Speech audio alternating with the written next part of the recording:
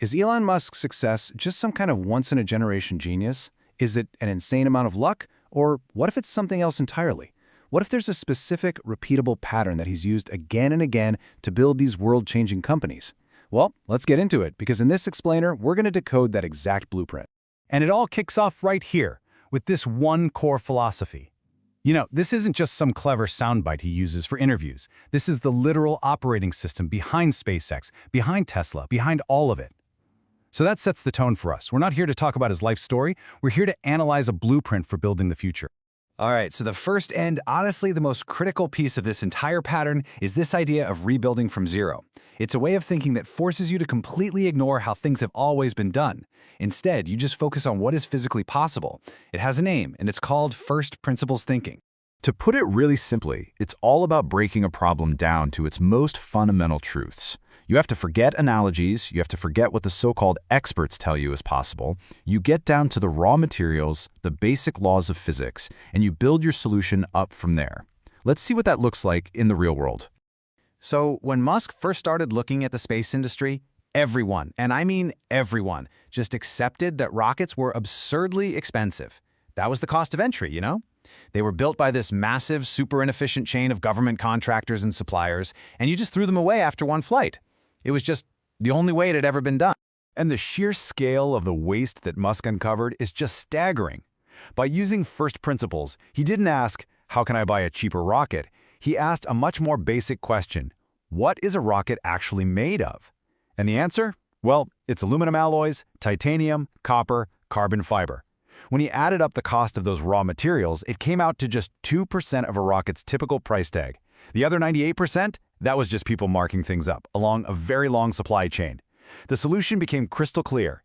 Stop buying finished parts and just build the whole thing yourself. Okay, now for the second principle, which is just as wild. I mean, having a breakthrough idea is one thing, but how do you fund an impossible venture? Well, this part of the pattern is all about aggressive capital recycling and an almost unbelievable tolerance for risk. So back in 1999, at just 27 years old, Musk's first company, Zip2, was sold. His cut was $22 million. For like 99.9% of people on this planet, that's it. That's the end of the story. You've made it. You buy an island somewhere, and you're done. But Musk didn't stop. He took the majority of that money, over half of it, and immediately rolled it into his next big idea, an online bank he called X.com. This is our first real glimpse of the pattern. Your first win isn't the finish line. It's just the entry ticket to a much, much bigger game. So let's fast forward a few years. After a merger, a whole lot of internal drama, X.com eventually becomes PayPal. And then eBay buys PayPal in 2002.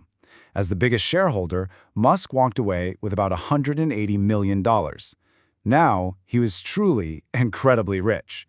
Now he could definitely retire, right? And this is where the pattern just goes into overdrive. He didn't diversify. He didn't put it in a safe index fund. He took his entire fortune and bet every last cent on two industries that every smart investor at the time said was where money went to die: space and electric cars. He went all in.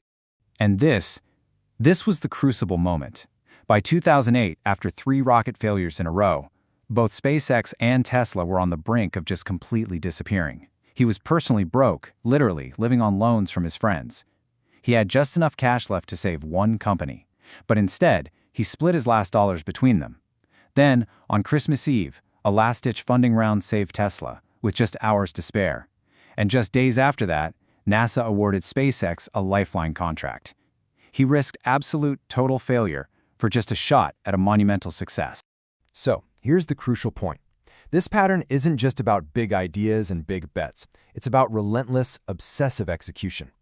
The third principle is all about controlling the entire engineering and manufacturing process, from the very first sketch all the way to the final screw on the factory floor.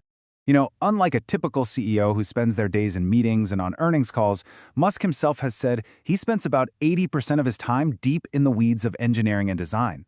He isn't just managing the business, he's on the factory floor, literally sleeping there if he has to, personally solving the core problems with the product and with manufacturing. At some point, he had this epiphany. Just innovating on the product, the car, the rocket, that isn't enough.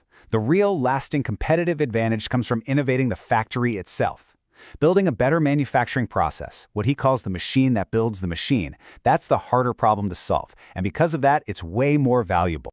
And if you want to control that machine, you have to own every single part of it. The business term for this is vertical integration.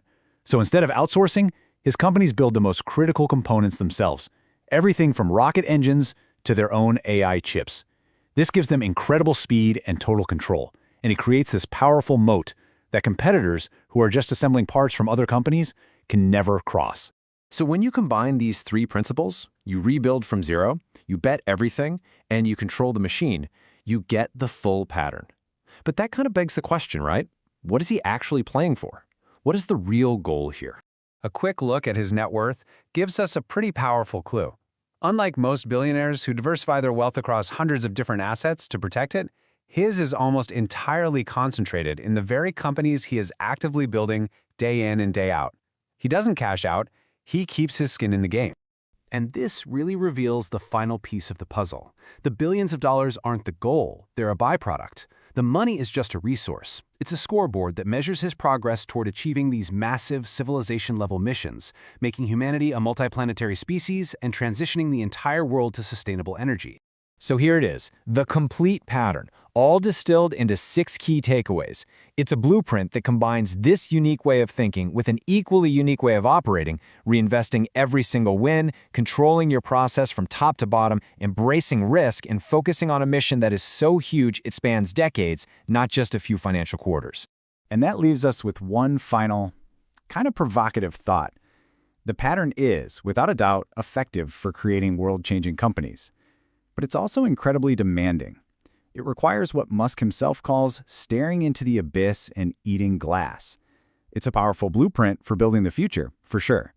But it's one that might just cost you everything. Like and subscribe.